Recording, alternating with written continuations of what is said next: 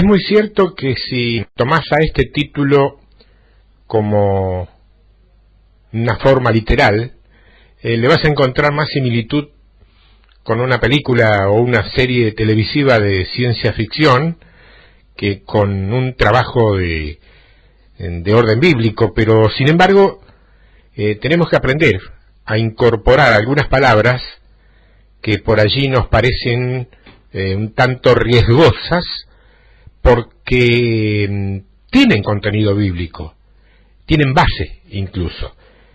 Y de esto se trata cuando hablamos de dimensión.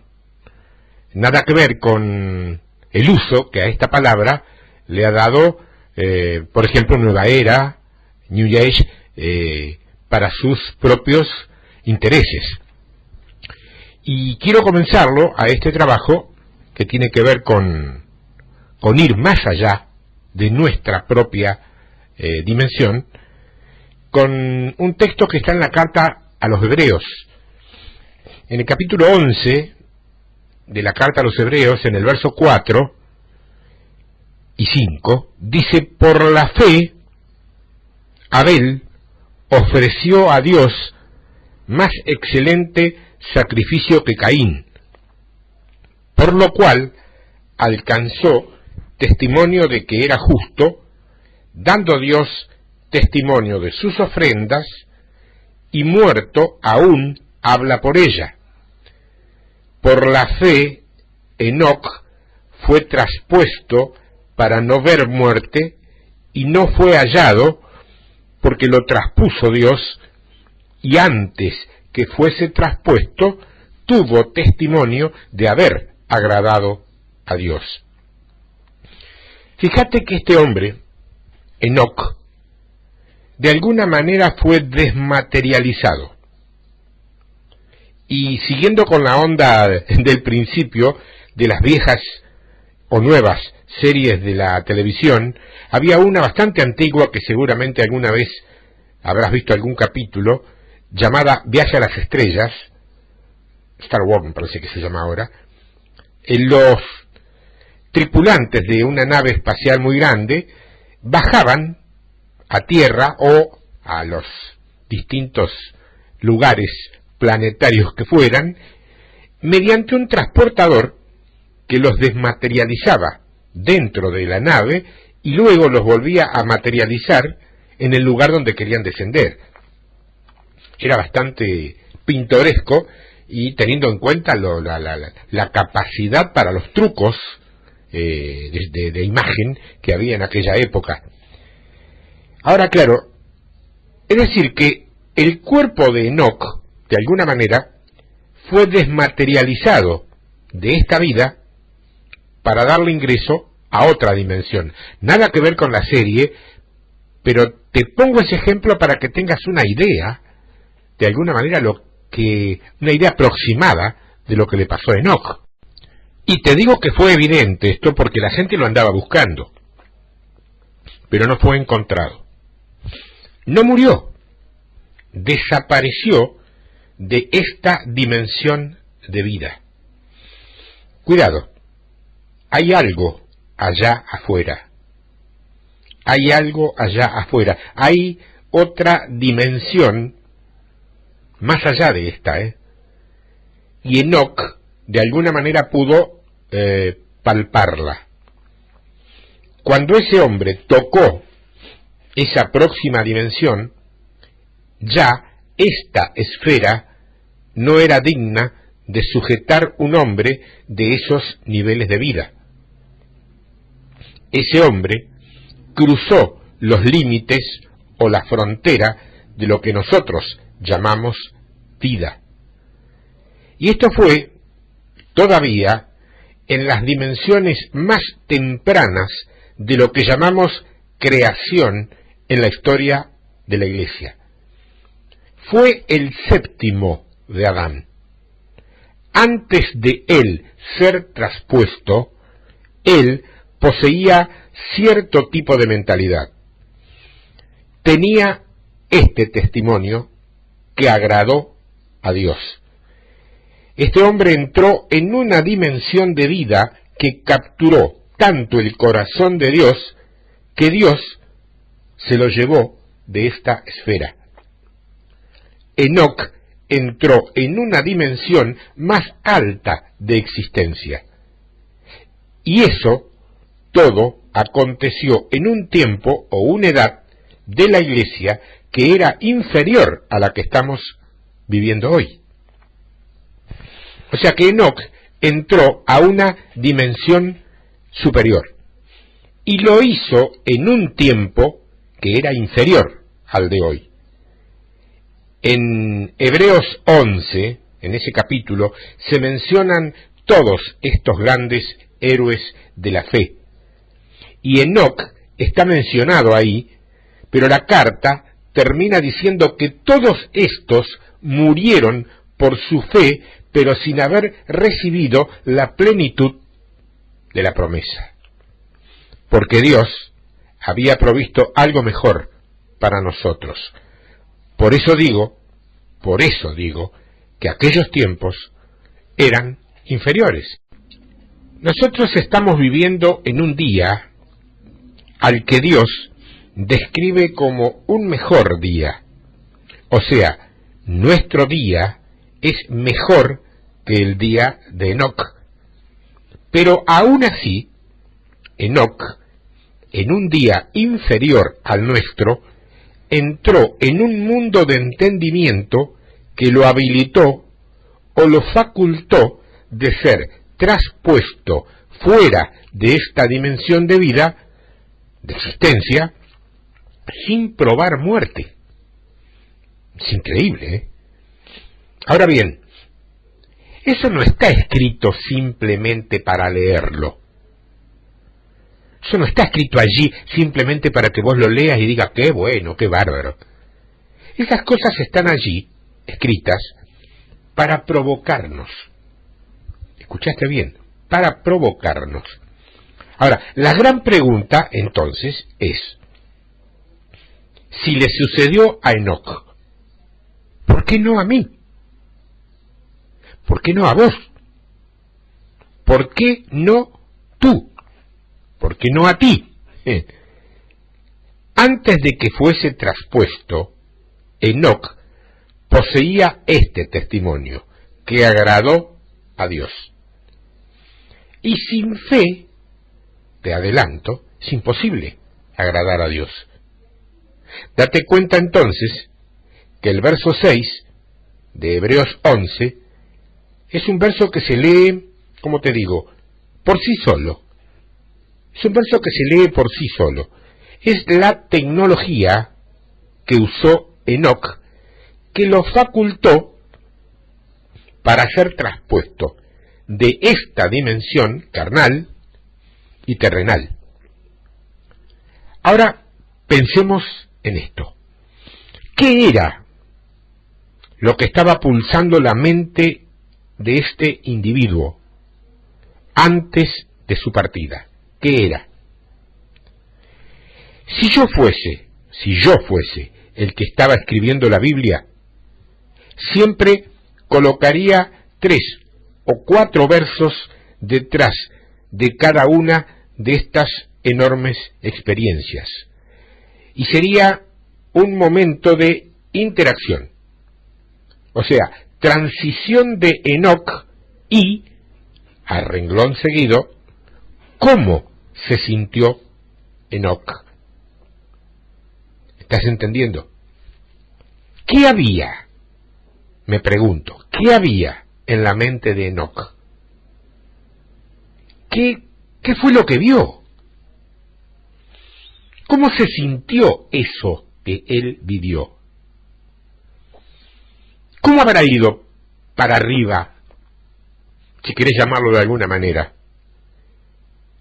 De manera horizontal, para arriba, hacia abajo. Porque fíjate que cuando Pedro caminó sobre las aguas, enseguida comenzó a hundirse. ¿Te acordás? Bueno, allí estaba la interacción. ¿Qué sentiste, Pedro, cuando te viste caminando sobre las aguas? literalmente, Pedrito, ¿sentiste bajo las plantas de tus pies? Bajo las plantas de tus pies, ¿sentiste el agua? ¿Y cómo te sentiste cuando te empezaste a hundir? Bueno, esto es lo que uno haría si estuviera escribiendo la Biblia contando esas anécdotas. Porque la Biblia dice, fíjate, y presta atención, la Biblia dice que Pedro comenzó a hundirse. Escúchame una cosita, nadie comienza a hundirse. Yo le hubiese preguntado, ¿y cómo se sintió eso? ¿Cómo es que comenzó a hundirse? No te hundís. Entras al agua y te vas plof. P-L-O-F, plof. No te comenzás a hundir. Otra, cuando Felipe, ¿te acordás el que iba con el etíope, el que apareció con el etíope? Cuando Felipe fue traspuesto, también sucedió así. Se desmaterializó aquí y se materializó en el carro con el morocho. Ahí también yo, si hubiese escrito la Biblia en ese momento, como pseudo escritor que quiero ser, hubiese colocado otros versículos, diciendo, qué sé yo, por ejemplo, ¿y cómo te sentiste, Felipe? ¿Qué viste en el instante en que fuiste traspuesto? ¿El equipaje se fue con vos? Claro, preguntas que de alguna manera capten la atención del futuro probable lector.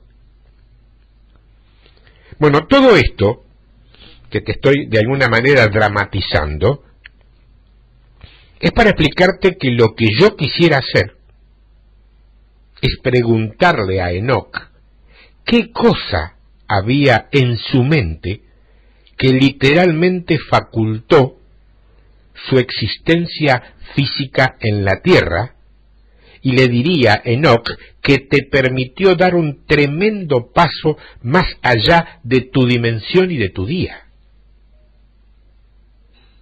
Porque él entró en un entendimiento futuro de lo que es ser traspuesto. Es como si Dios hubiese dicho, a ver, Enoc, vos no podés entrar en esos niveles de pensamiento, Enoc. Te tengo que sacar de aquí. Es muy temprano todavía. Ahora vamos a mirar un poco en la mente de Enoc. Vamos a leer el libro de Judas, la carta de Judas. Tiene un solo capítulo. Y en el verso 12 nos encontramos con Judas describiendo a los apóstatas depravados y condenados, que es como decir las manifestaciones del anticristo, que se encuentra arraigado dentro de la iglesia. Y él usa muchos términos descriptivos para definir el elemento anticristo dentro de la iglesia. Dice Judas 12, estos son manchas en vuestros ágapes, que comiendo impúdicamente con vosotros, se apacientan a sí mismos, nubes sin agua, llevadas de acá para allá por los vientos, árboles otoñales, sin fruto, 2 veces muertos y desarraigados, fieras ondas del mar, verso 13, que espuman su propia vergüenza, estrellas errantes para las cuales está reservada eternamente la oscuridad de las tinieblas. Fíjate que de esto también profetizó Enoc. Enoc profetizó acerca de estos hombres. Y esto es mucho antes de que profetizar fuera una tecnología o una norma. Este es el séptimo de Adán. Adán todavía está vivo. ¿Quién le enseñó a este hombre el poder de un decreto profético? Esa no era una manera normal de operar en la tierra. No todavía. Este hombre hizo cosas que estaban fuera de los parámetros de su tiempo. Y el verso 14 dice, Judas, de estos también profetizó Enoc, séptimo de Adán, diciendo, he aquí, vino el Señor con sus santas decenas de millares. Fíjate que no dijo, el Señor está viniendo, sino que dijo, vino el Señor. Eso está en pasado. ¿Qué había en la mente de este hombre? Él es el séptimo desde Adán, pero tiene percepción futurista. Edades y tiempos antes de su tiempo. Y su percepción del futuro no es algo que va a suceder en el futuro, sino de algo que ya está consumado. Un hombre peligrosísimo. Un hombre peligrosísimo. Vamos a estudiar, dentro de lo que se nos permita por las condiciones ambientales bíblicas lógicas, su mente. Pregunto, ¿qué es lo que hizo que Dios lo tuviera que sacar de esta dimensión para transponerlo a otra? ¿Qué hizo Enoc? Yo me pregunto si todavía no has relacionado esto con Pablo, cuando subió al tercer cielo sin despegarse de la tierra. Pablo. Y que luego dijo, vio cosas que no era legal decretarlas ahora aquí en la tierra. Pero Enoc entró en una dimensión con Dios, pero no era tan restringido consigo mismo como Pablo. ¿Se entiende? Pablo vio tremendas cosas en los corredores de la eternidad, cosas que ojo no vio ni oído oyó, dice. Nosotros lo hemos leído centenares de veces y creo que no hemos terminado de entender nunca lo que estamos leyendo. Pero volvió Pablo y dijo que no le era lícito describir esas cosas aquí y ahora. Pero Enoc entró allí, séptimo de Adán, y su percepción del final fue como si ya en el final hubiese sucedido. Enoc, años antes de Pablo. Enoc, el séptimo desde Adán. Ese Enoc estaba profetizando mucho tiempo antes de que se conociera algo así, o algo llamado ministerio profético. Mucho antes, incluso, de que ningún hombre entendiera el poder del lenguaje profético. Él transicionó y fue traspuesto fuera de la edad de su tiempo, y fue involucrado en una práctica de algo que tampoco era normal para su tiempo.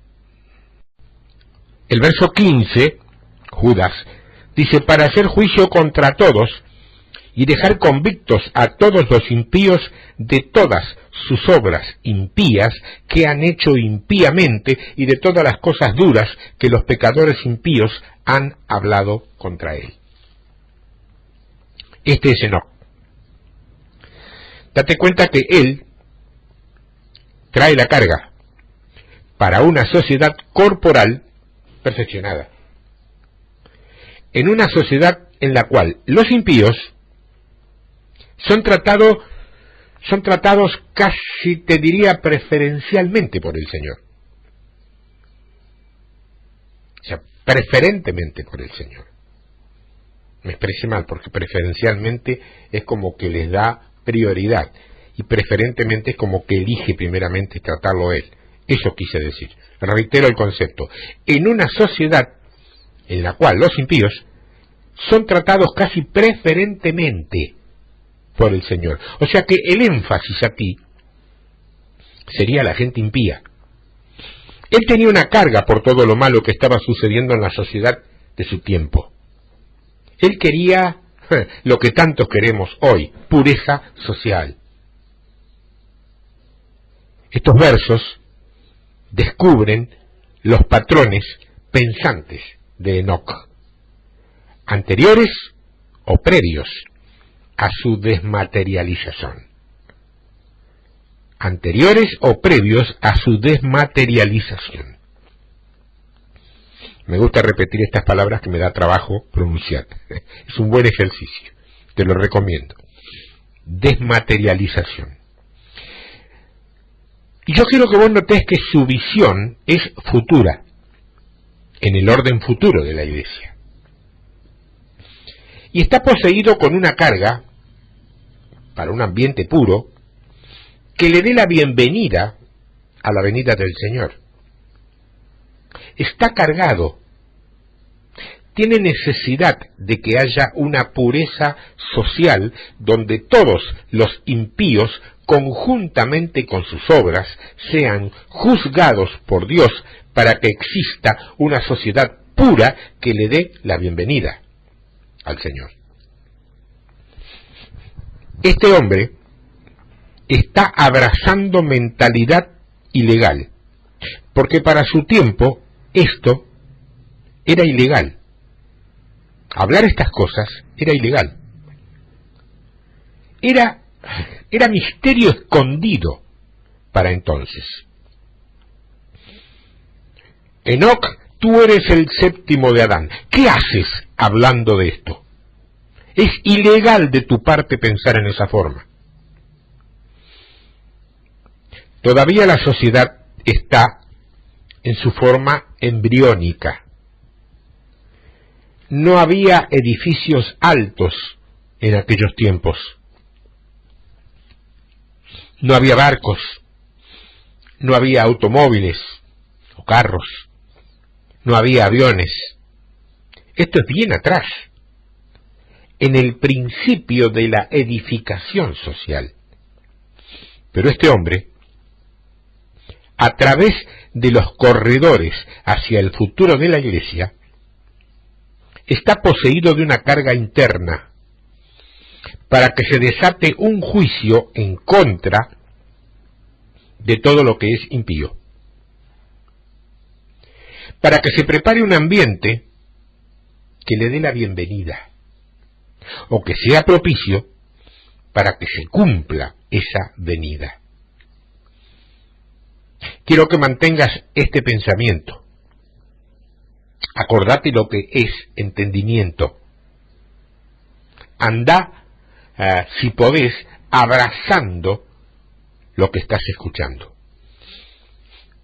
Considera a este hombre no solo o solo como el séptimo desde Adán, solo como el séptimo desde Adán, y que está viviendo en una sociedad que está emergiendo,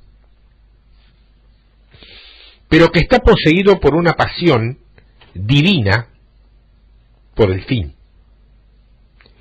Séptimo de Adán, poseído por la esperanza de consumar el fin. Escúchame, a mí no me interesa si el Señor no viene por 2000 años más, o si se tarda otros 4000.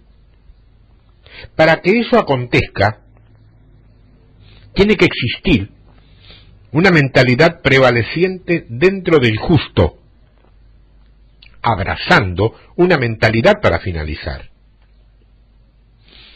viviendo cada uno una postura de finalizar todas las cosas, no meramente sobrevivir o vegetar.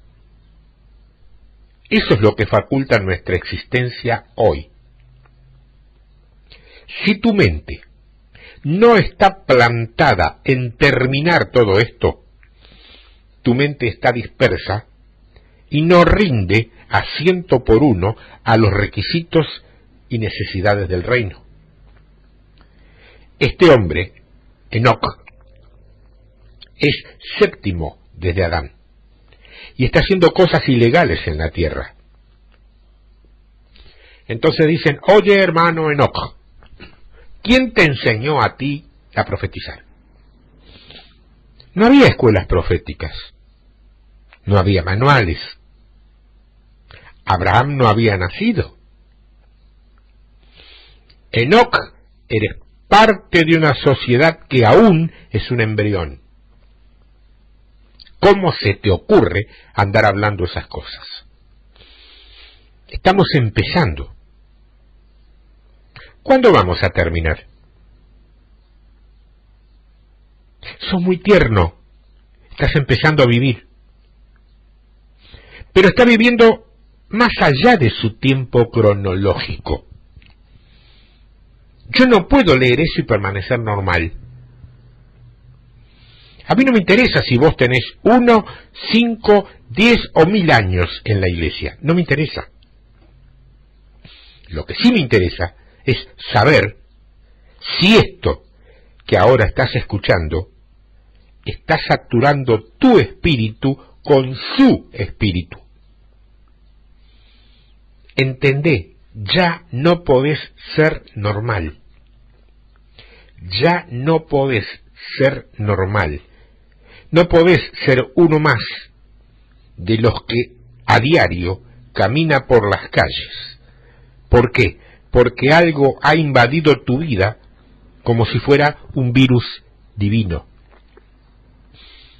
En un trabajo escrito una vez se me ocurrió una especie de destrabalenguas que parecía un juego de palabras pero que quería decir mucho y que tenía que ver con la vanidad. Decía que todos nosotros pasamos nuestra vida procurando ser más o algo más que uno más, para que cuando llegamos al final de nuestras vidas caigamos en la cuenta que solamente fuimos uno más de los que vivió toda una vida procurando ser algo más que uno más. ¿Se entiende? Forma parte de nuestra naturaleza. Entonces le decía a Dios: eso no te permite ser normal, Enoc. ¿Por qué? Porque el séptimo de Adán quería terminar. Este hombre ya estaba arrebatado por la posibilidad del arribo del Señor. Él ya esperaba la venida, quería la venida. Él no está arrebatado por la posibilidad de su partida. Él, lo que estuvo viendo, lo que vio y de lo que habló, fue que el Señor venía. O sea que fue la venida del Señor la que capturó el corazón de este hombre. El arrebatamiento no estaba en su mente. No era primordial para él. Es séptimo desde Adán. Y lo que gobierna su visión es la pasión de que el Señor venga. Era un hermano peligrosísimo. El séptimo desde Adán. El séptimo desde Adán. Y está viendo el regreso del Señor que aún no ha llegado. Ni siquiera en su primera venida. Tremendo. Más que tremendo. Pero dicen, está fabricando pensamientos ilegales. Él lo vio regresando, pero todavía ni siquiera había llegado. Era un misterio escondido. O sea que la visión de este hombre pasó más allá de la venida del Señor. Y transicionó a los tiempos finales con un deseo de purificar la sociedad hasta que él regresara. O sea que la visión de él no estaba en la redención, tampoco estaba en la salvación. Él estaba enfocado y apuntado a la conclusión, a terminar. Allí es donde estaba su corazón. Él estaba viendo la culminación de todas las cosas, la conclusión de todo el plan de Dios. Él, Enoc, está viendo el fin. Fíjate que yo, al igual que tantos y tantos más, hemos sido ayudados, enriquecidos, formados y contenidos, aunque quizá no capacitados, por una iglesia que está tan, pero tan preocupada por un arrebatamiento futuro, que jamás incorporó en sus currículas educacionales el tema de terminar el plan. ¿Alguna vez te enseñaron algo al respecto? No sos el único, ni la única. Yo quiero que veas claramente la mentalidad de un hombre que sí experimentó un arrebatamiento. Se llamaba Enoc. Y lo que moraba en su corazón no era un arrebatamiento, porque el deseo de él no era subir. El corazón de él estaba detrás de Dios. Terminar. ¿Por qué? Anota esto que te voy a decir porque es clave, es básico. El cielo no es el destino, es la recompensa por terminar. Va de nuevo. El cielo no es el destino, es la recompensa por terminar. No hay recompensa sin terminar. Eso es lo que tiene que abrazar nuestro corazón. Indudablemente este hombre estaba más allá de su tiempo. Vivió dentro de un marco, te recuerdo, que era inferior al nuestro. Y dice la palabra en Hebreos 11:39 que Dios ha provisto para nosotros algo mejor. Y no incluye a Enoc en aquello que él llama mejor. Y Enoc está en el mismo dato computarizado con Abraham, con José, con Gedeón y con toda esta gente de aquel tiempo. O sea que figura en los archivos de toda esta gente que vivió en un tiempo inferior al nuestro. Pero mirá dónde estamos nosotros. Yo me imagino a Enoc en la dimensión del cielo hablando. ¿Qué cosa lo afectó así? Enoc podía ver más allá de la salvación del hombre. Y la iglesia no puede ver más allá de eso. Yo quiero que entiendas lo que significa vivir dentro de una mentalidad para los tiempos finales. La posibilidad de vivir tu vida dentro de un marco de final correcto, viviendo dentro del ámbito de una obra ya consumada. Ahí está.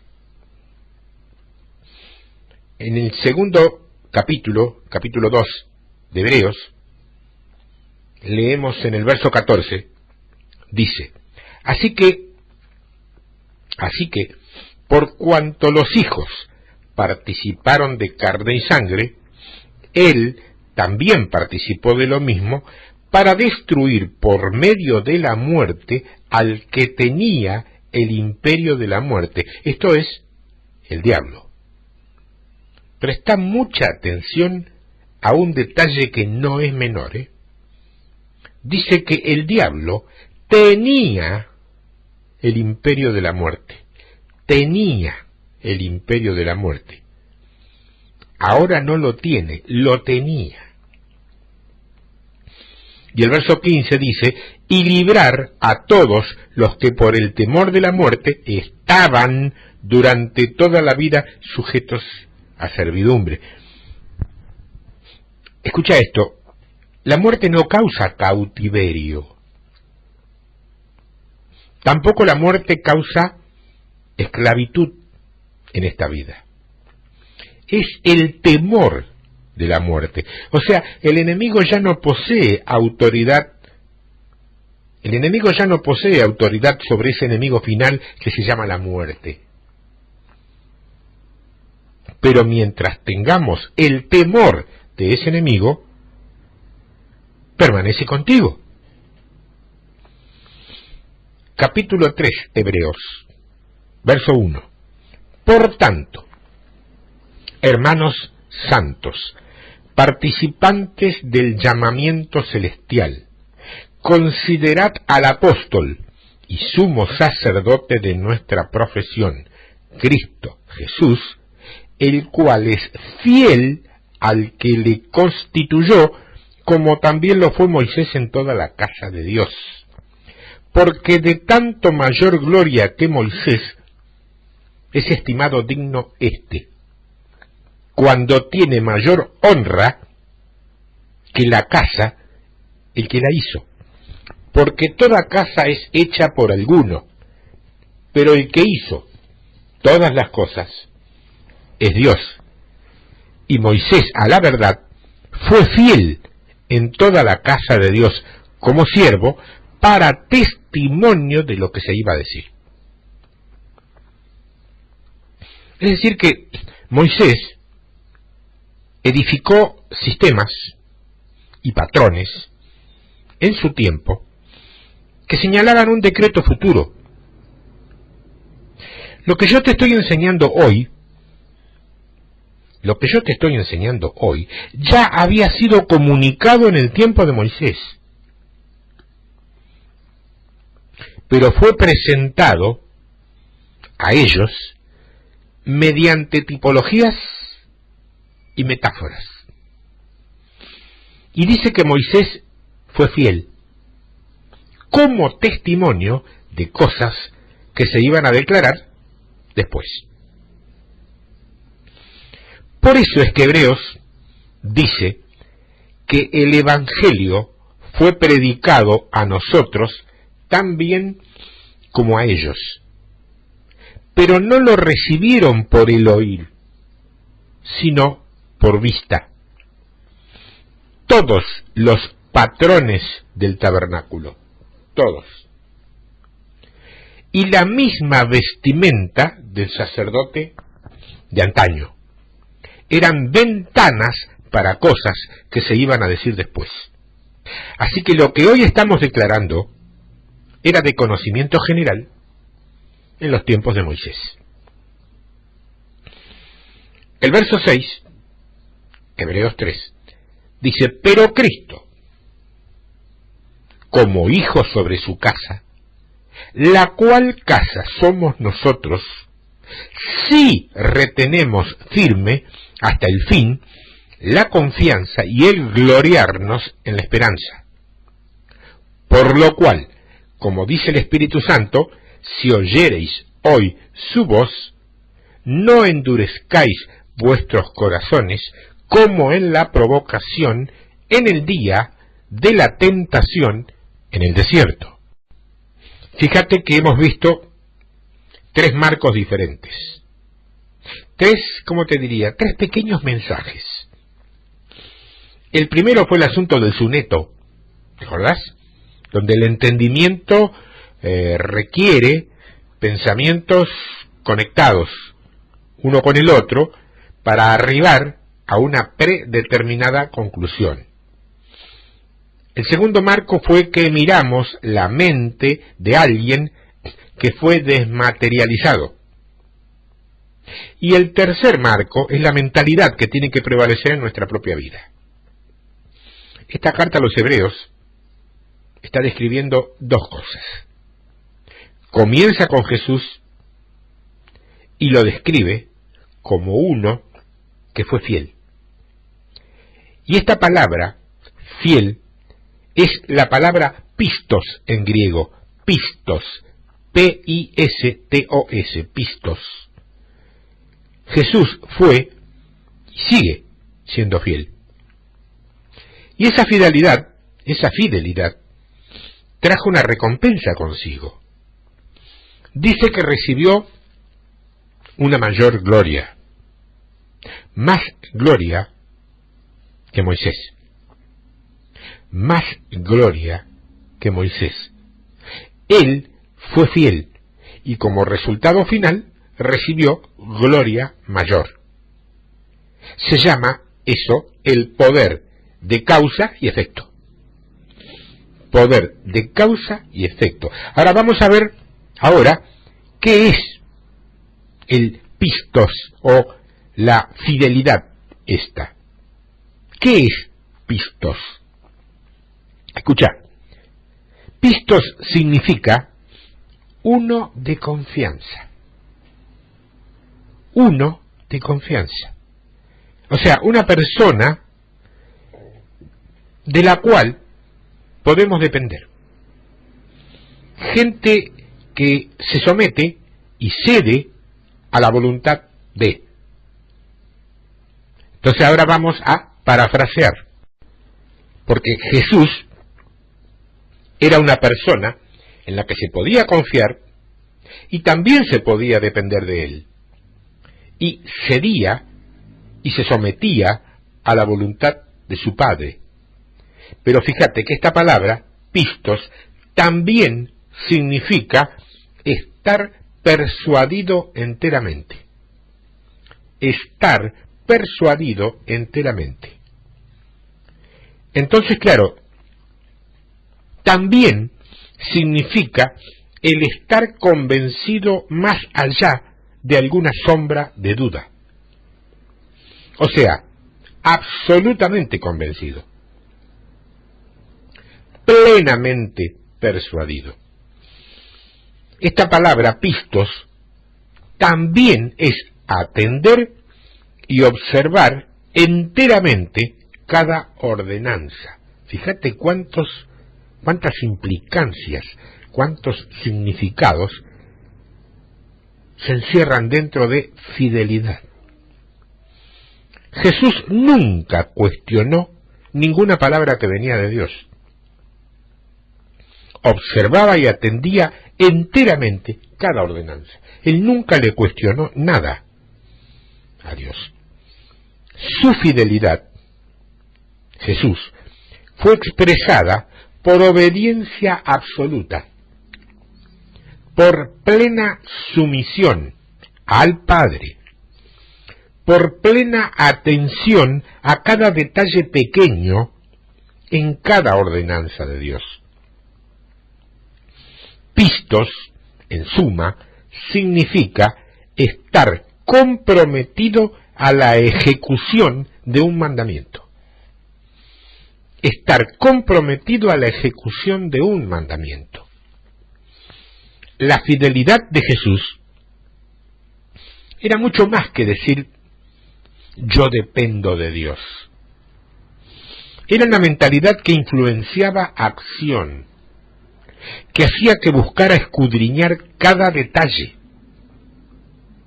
Aquella profundidad en la cual escudriñaba el mandamiento salía en las acciones, se manifestaba en sus acciones y en su oración. Estaba comprometido a la ejecución de todo el mandamiento de Dios. Cuando dijo, mi carne es hacer la voluntad de aquel que me envió y terminar. Mi carne es hacer la voluntad de aquel que me envió y terminar. Esa cosa estaba motivada por el poder de pistos, fidelidad. Ese deseo y esa pasión por cargar hasta el final y consumar el plan de Dios estaba respaldada por el poder de pistos. El deseo de ejecutar plenamente el plan de Dios. Eso es pistos, eso es fidelidad. Por eso es que cuando él dijo, Señor, oh Padre, hágase tu voluntad y no la mía, dejó establecida la energía tras ese decreto. no era un dicho cariñoso y carismático que usamos como una especie de cliché, o cliché, o modelo, prototipo, patrón, figurita, estampita, tratadito en la iglesia. Ese decreto fue activado por el poder del pistos, de la fidelidad. Él fue y es fiel y de confianza. ¿Por qué? Porque es dependiente. Vos sabés que hay hermanos que te caen de confianza, que te da, sentís en tu interior que podés confiar, y hay hermanos que te da como, oh, que parece que pistos. Hay algo escondido, un misterio dentro de cada uno de nosotros, que solamente el discernimiento por el Espíritu Santo te deja ver si esa persona es fiel o no. Y el que es fiel es dependiente. El que no lo es individualista o autónomo.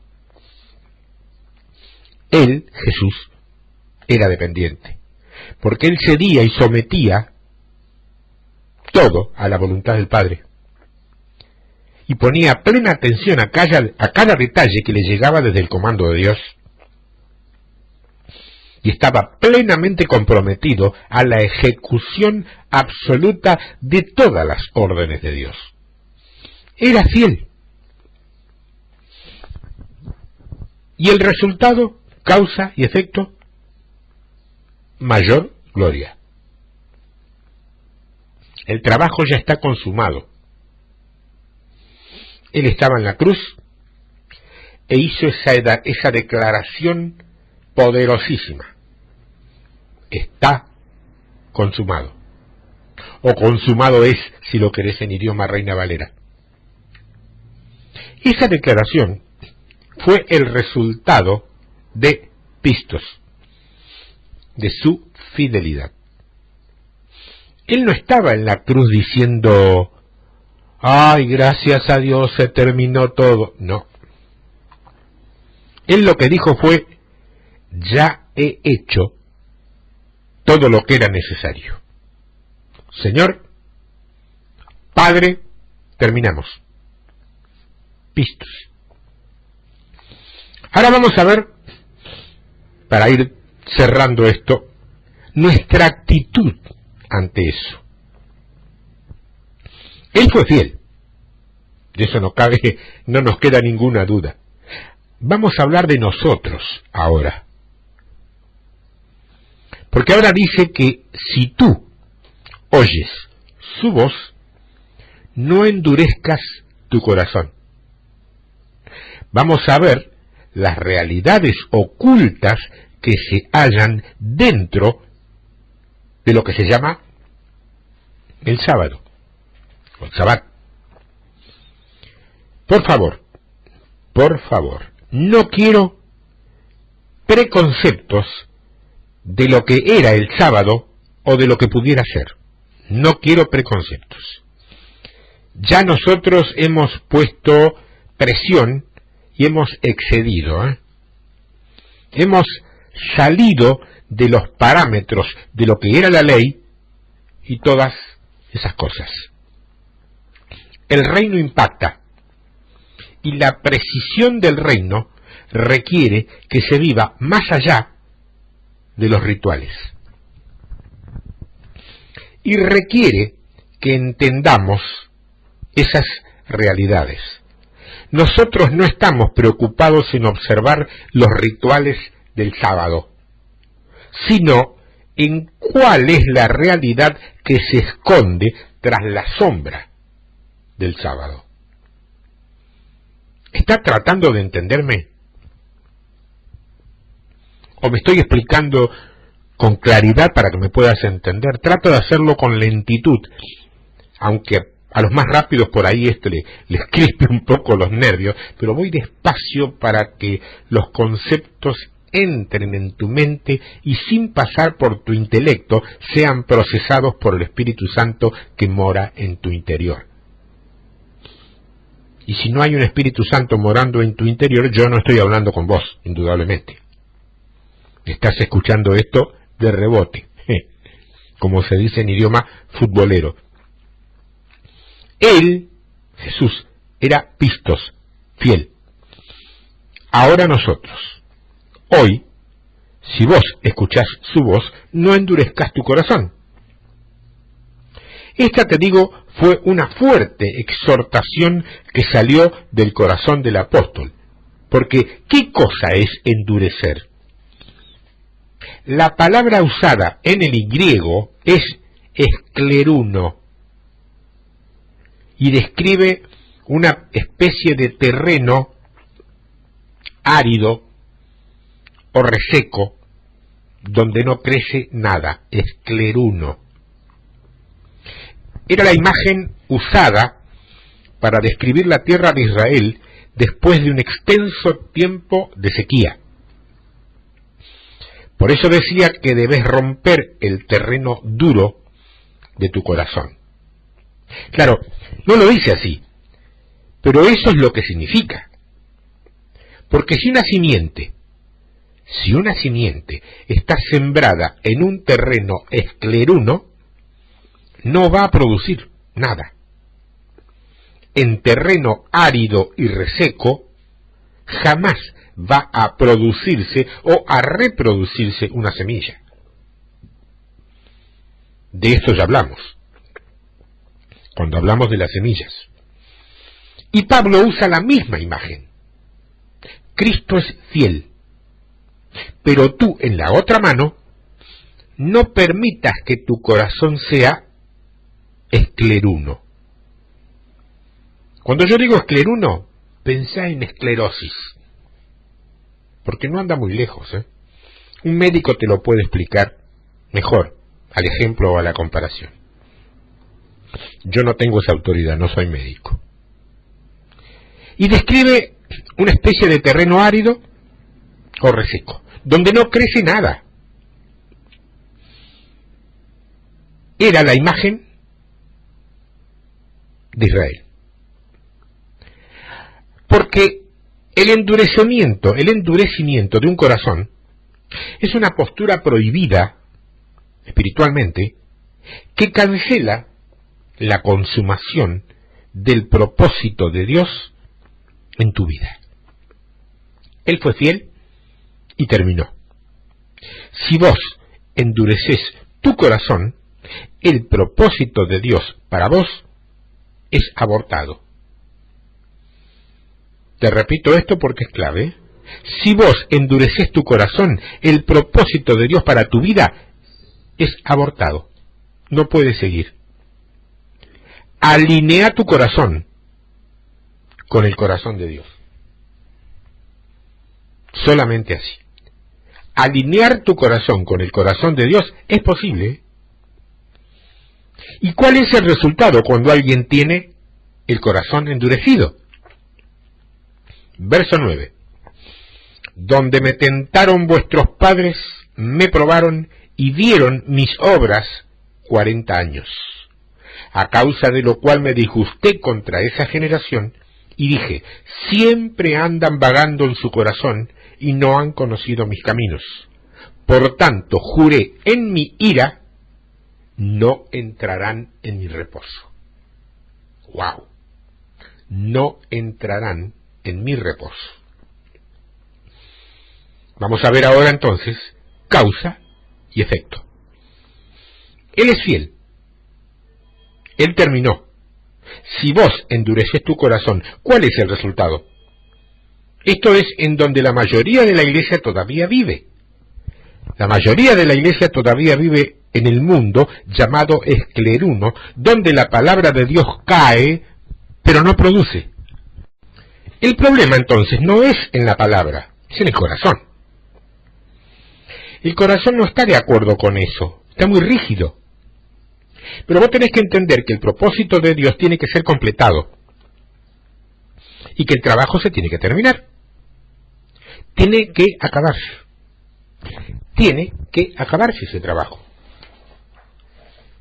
¿Cuál es el consejo práctico, moral, manual, tipo moraleja de todo esto? No endurezcas tu corazón.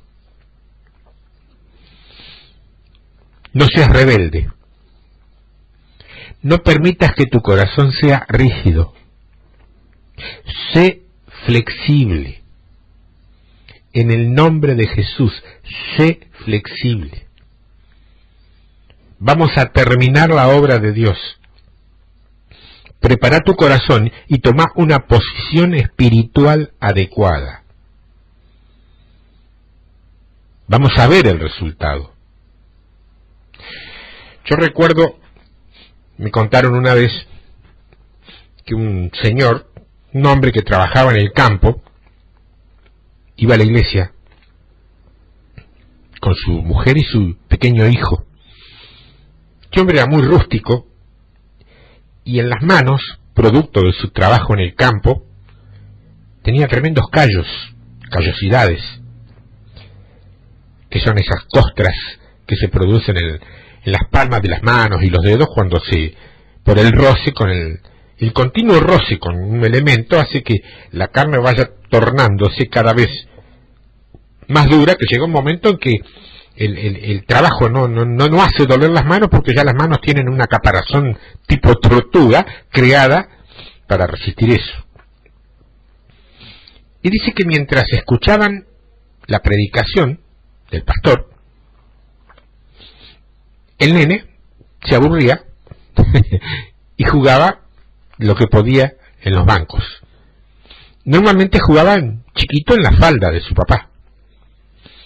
Y dice que un día le sacó una pequeña alfiler del cabello, el prendedor de la mamá, y jugaba con el alfiler y empezó a pincharle la parte de los callos en las manos al papá. El papá no se dio ni por enterado. Y al nene lo fascinaba ver que le clavaba la aguja y su padre no reaccionaba. ¿Por qué te cuento esto? Porque tu corazón, quizá cada domingo, o quizá cada miércoles o jueves cuando subimos este material, está escuchando esto, y esto llega a tu corazón, y en lugar de entrar en tu corazón y hacer morada allí, lo circunscribe y va formando una especie de callosidad por repetición de la palabra que va endureciendo tu corazón cada vez más. Y un día el Señor me usa para decirte algo en forma de aguja o estilete para que te sacuda y si es necesario te haga sangrar. Y como tenés el corazón tan endurecido, con una callosidad tan gruesa por la cantidad de mensajes que has escuchado, lo que te digo no te llega. ¿Se entendió? El resultado de un corazón endurecido. Percepción nunca se traduce en acción precisa. No endurezca tu corazón como en el día de la rebelión o de la provocación, donde sus padres, dice Dios, me probaron aunque vieron mis obras por 40 años. Ellos me probaron, me tentaron, aunque vieron mis obras por 40 años. Mantén tu atención allí y anda al Salmo 95, porque ahí vamos a ver de dónde extrae esta referencia el escritor. Salmo 95, comenzando desde el verso 7. Porque Él es nuestro Dios, nosotros el pueblo de su prado y ovejas de su mano. Si oyeres hoy su voz, no endurezcáis vuestro corazón como en Meriba, como en el día de Masaj, en el desierto, donde me tentaron vuestros padres, me probaron y vieron mis obras. 40 años estuve disgustado con la nación, y dije, pueblo es que divaga de corazón y no han conocido mis caminos. Hay algunas diferencias entre la letra concisa de este salmo y su repetición en Hebreos. El libro de los Salmos dice: no endurezcáis tu corazón como tus padres hicieron, donde me probaron y me tentaron, aunque vieron mis obras, y por 40 años yo estuve disgustado con ellos. Hebreos dice: me probaron y me tentaron, aunque vieron mis obras por 40 años.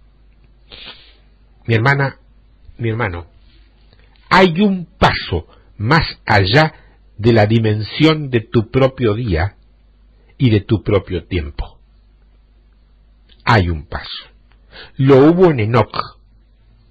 Hubo un paso más allá de la dimensión de su propio día y de su propio tiempo, y él pudo entrar en un entendimiento de futuro. ¿Podrás hacerlo vos hoy? Esa ha sido mi oración. Esa es mi oración. Que al escuchar esto, no te limites al qué lindo, qué entretenido, qué bueno que lo voy a volver a escuchar y que se lo voy a recomendar a la hermanita tal o al hermanito cual. Esto tiene que entrar en tu corazón y hacer morada en él. Si no se produce, me temo que tienes tu corazón endurecido y vas a tener que tratar de ablandarlo.